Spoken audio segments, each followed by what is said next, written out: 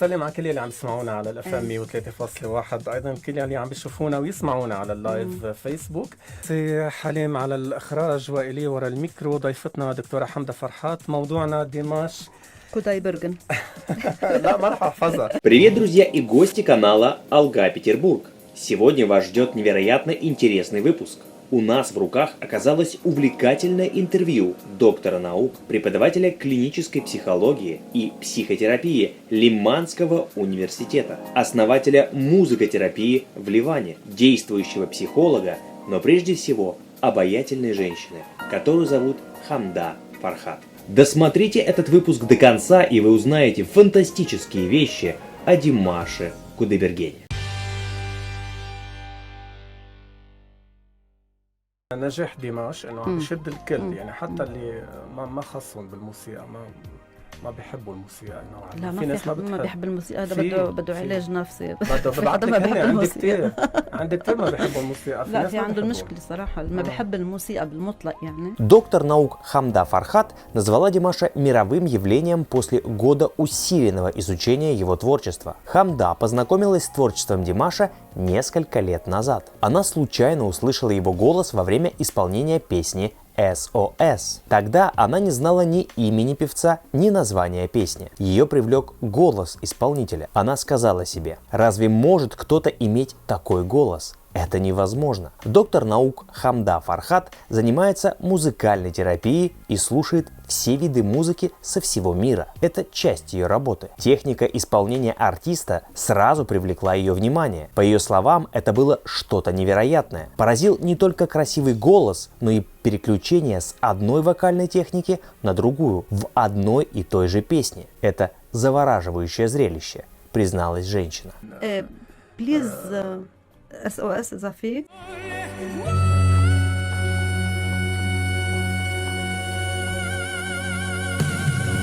Спустя некоторое время, когда доктор Хамда находилась рядом со своей больной матерью, то наткнулась на видео, где пел Димаш. В описании этого видео говорилось, что парень обладает голосом в 5 октав. Тогда она очень удивилась, так как в это трудно было поверить. Женщина открыла видео, думая, что это обман. Это была песня «Любовь уставших лебедей». Хамда Фархат была поражена услышанным до глубины души. Она сразу поняла и сказала своей матери: это тот парень, которого она искала с момента, когда первый раз случайно его услышала. Занимаясь музыкотерапией, изучая музыку и разбираясь детально в вопросе, женщина в этом интервью сделала несколько интересных умозаключений. أوبرا هو يعني أوبرالي قالوا له اشتغل أوبرا قال له ما بدي أنا بدي أعمل شيء جديد.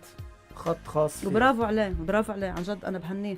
Если вы понимаете в музыке, то исполнение песен Димаша должно вызвать у вас огромное удивление, так как это что-то невозможное. Первую песню, которую доктор услышал в исполнении Димаша, как вы помните, была SOS. Женщина рассказывает ведущему: тот, кто слышал эту песню, скажет, что здесь поют минимум 3 человека, но и они не смогли бы использовать столько техник, сколько использовал Димаш в этой песне. Это очень сложно. Также в этом интервью была затронута тема музыкальной терапии. Доктор Хамда Фархат утверждает, что голос Димаша помогает в лечении. Голос артиста дает различные эмоции и переживания, дает глубину, прозрачность и правдивость ощущений. Это также составляет его основу контакта со слушателями, поделилась женщина в интервью. Димаш дает все переживания на подсознании, иногда даже незаметно для большинства слушателей. Переключает вокальные техники, не давая слушателю намека на утруждение. Артист прямо доставляет произведение в разум. هيدي غنية معجزة، هيدي غنية بالروسي عم يغني هون، بس الغنية هيدي عن جد معجزة لأنه فيها عطش من عندهم بعده عم يكفي. Oh my God. Димаш во время выступления меняет 100 различных техник в одной песне. Это может быть оперный стиль, поп, рок, что угодно. Но ты никогда не заметишь несостыковки. в отличие от других артистов, поделилась своим мнением доктор. Ведущим был также задан конкретный вопрос. Есть ли случаи выздоровления в вашей практике с помощью музыки Димаша и его голоса? Доктор Хамда Фархат ответила незамедлительно.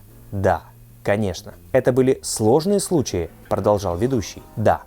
У голоса Димаша есть свои особенности в музыкальной терапии. Я использую это в своей практике, ответил доктор. Далее женщина рассказала, что обычно в своей медицинской практике используют метод У, принцип которого заключается в следующем. Для одного человека за один сеанс проводится слушание 3 композиций. Сначала он слушает одну песню и говорит об этом, потом другую и, наконец, третью. Это связано с тем, что каждая композиция имеет отдельную природу и создает различное настроение, погружая человека в различные состояния. Более подробно доктор не стал раскрывать секрет этой техники. Уникальность заключается в том, что песни, исполненные Димашем, подходят сразу ко всем случаям. Димаш в одной композиции способен задействовать различные чувства, и слушающий его начинает проживать различные состояния. Глубина его исполнения способна наводить вас на многие вещи, сделал вывод доктор. Также женщина сообщила, что в своей терапии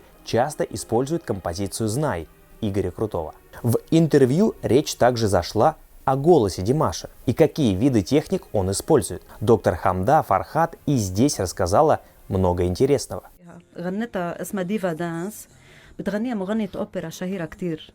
بتغنيها بتدخل الكمبيوتر على صوتها بمطارح ما فيها تغنيها. بتستعمل هذه تقنية.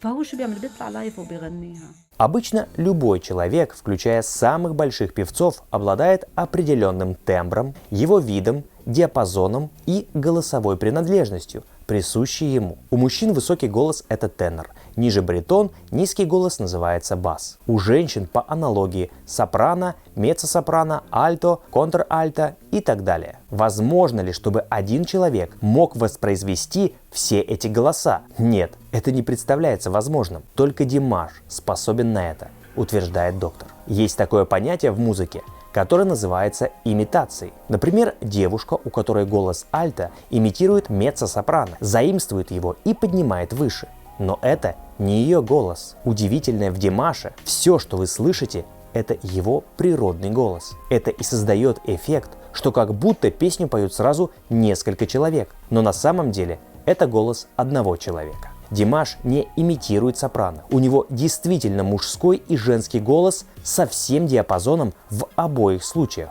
заключает доктор.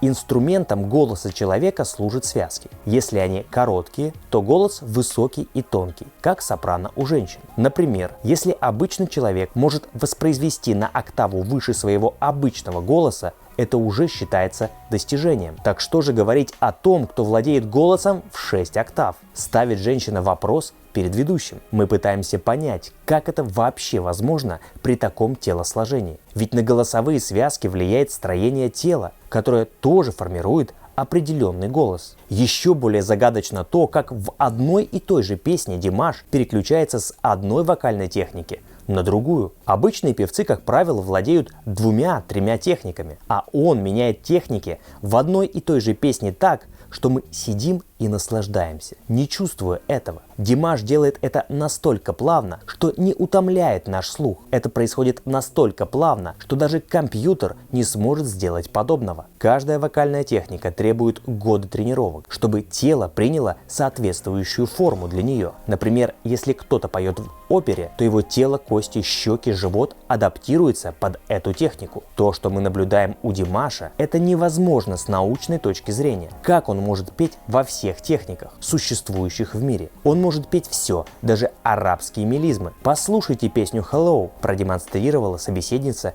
ведущему интервью. بأخرها لهذه الأغنية.